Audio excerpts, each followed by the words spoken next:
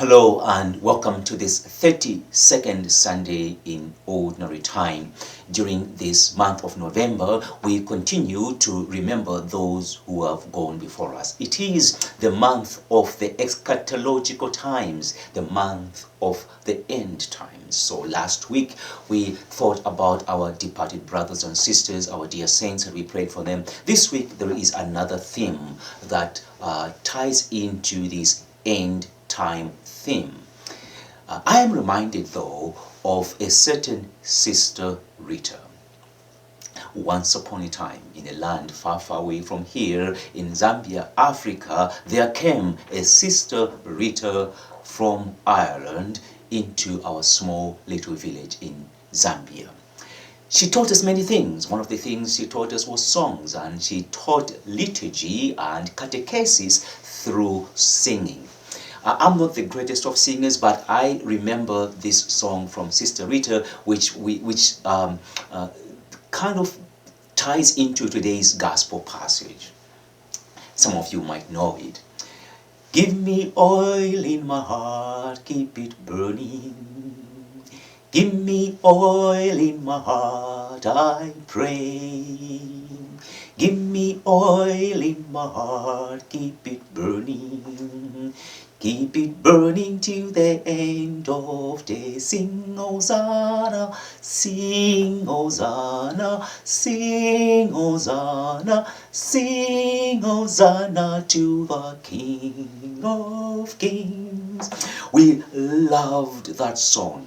Give me oil in my heart, keep it burning.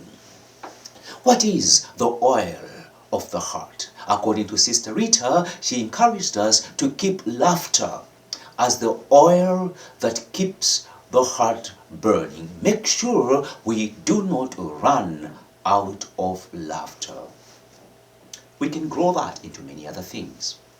Make sure we do not run out of love so that we may keep serving. Make sure we do not run out of joy, that we may keep rejoicing. Today, as we reflect upon these scriptures, I'm reminded of that song. Now, let's go to the passage itself. This particular passage of the 10 virgins is particular only to the Gospel of Matthew. Let us think then about the Gospel of Matthew. It is written in the year 90, right? That is 20 years after the destruction of the temple. The story finds itself in the 25th chapter. At this time, it is the Tuesday of Holy Week. Jesus goes to the temple, he goes to Jerusalem on a Sunday, remember Hosanna, and then he goes back to the temple, he clears it. Then on Tuesday, it is a very, very long Tuesday, he's back in the temple, he's being questioned by the Pharisees and the scribes. As they are leaving the temple, the disciples look at this majestic building that is the temple, and they are admiring it. And then Jesus says this, and some of you will remember it. He says, "You look at this temple, not one stone will be left standing upon another." Then the disciples and Jesus cross the Kidron Valley. The disciples go over to Jesus and say, "So, when is this going to happen?" When they ask that question, it's not just, "Hey, when is it going to happen so that we may know?" They're kind of like, "Are you serious? This is going to happen? Can somebody really destroy this majestic temple?"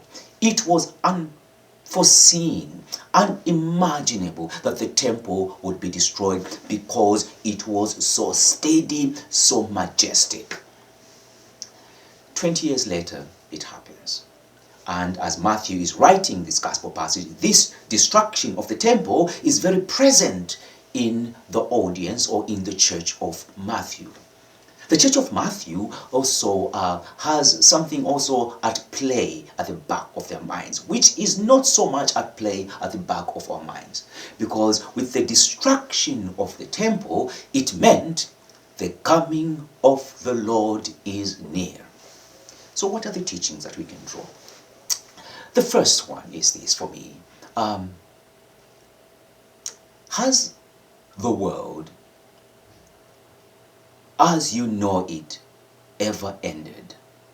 Or have you ever experienced the end of the world?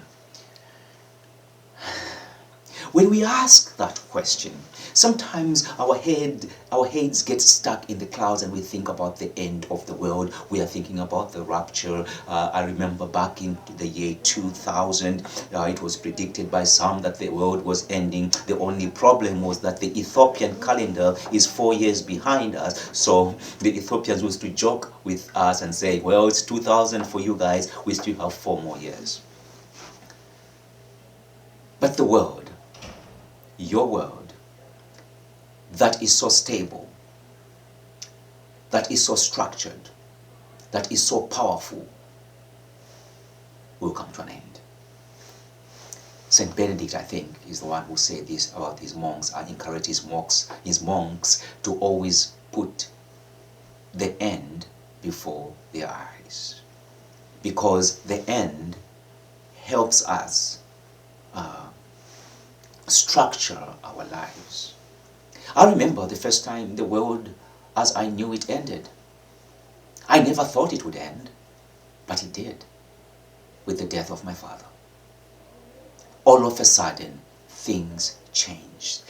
In my father, I saw security. In my father, I saw the biggest, strongest man. But year after year, he got weaker, and I was only 17 when he passed away. Thrown into a new world. What do I do now? The world as I knew it, also came to an end in 2001, when all of a sudden I found myself not a passionist anymore. All I had known up until that moment was being a passionist. And one day, that journey ended, and I found myself with a ticket to the United States of America. The world that was so secure, that was so strong behind the walls of the Passionist monastery came to an abrupt end. The world as I knew it ended again for me when I left the Archdiocese of Louisville. All of a sudden, I found myself lifting boxes at UPS and trying to make ends meet. I had to relearn everything. Yes, this is not a story about Father Chibundi, but all of us, we go through moments in our lives when the world as we know it, at one time it is so strong and stable, and it comes to an end. The question is, in those moments that the world is coming to an end, do you have enough oil in your heart to be able to see the presence of God? This reading invites us, this gospel passage invites us to always store up enough energy, enough oil, enough spirit within us so that we can see the hand of God through the rubble. Was God present when my father died? Maybe, but I didn't see it then. But looking back now, I see the hand of God clearly in the people who helped educate my brothers and myself. Was the hand of God present when I left the monastery? Yes. How many people left the monastery with a ticket in their hand to come to the United States of America? Was God present during that moment of crisis as I was leaving the Archdiocese? I look back now and I say, absolutely. I knew a God with broad shoulders that led me to this place, Rabuni Catholic Community. What we are encouraged today as we celebrate this second Sunday in November is to look at the world that we have and to say, wherever you are, that somehow God is present in there. And to pray for those who are struggling to find God's presence in the world as they know it, especially if they are going through a crisis. This is the month of remembrance. This is the month of end times. But end times also mean a new beginning, End times also mean a new way of looking for the presence of Christ. God bless you, the Father, the Son, and the Holy Spirit.